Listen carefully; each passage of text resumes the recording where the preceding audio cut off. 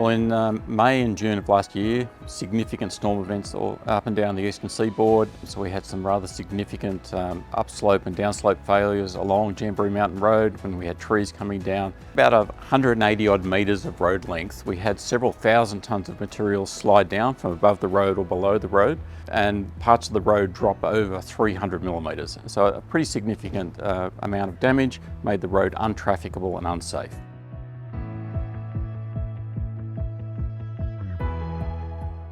It's a very unstable environment up on Jamberoo Mountain Road, so you have to work out where is the water table, where is the water going under the ground. You have to drill some holes, find out where the bedrock is, and it took about 2 months to work out how deep the bedrock was, where the water levels were, and then lead into the design process so you can work out how do you reconstruct the road so it doesn't fall down again straight away.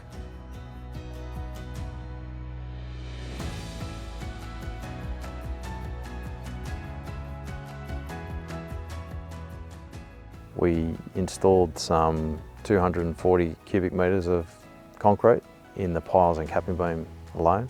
With the additional 8 anchors, the force that they would be able to withhold would be astronomical.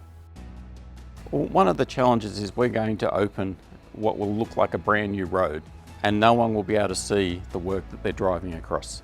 But we will know in ourselves that the road is a lot safer, a lot stronger and more resilient to any other weather event that comes up in the near future, and that the driving public should be safe driving across our road.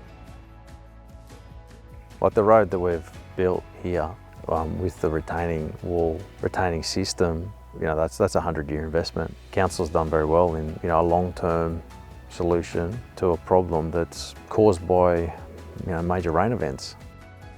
I'd just like to say a big thank you to our community. I know it's been a trying 12+ months.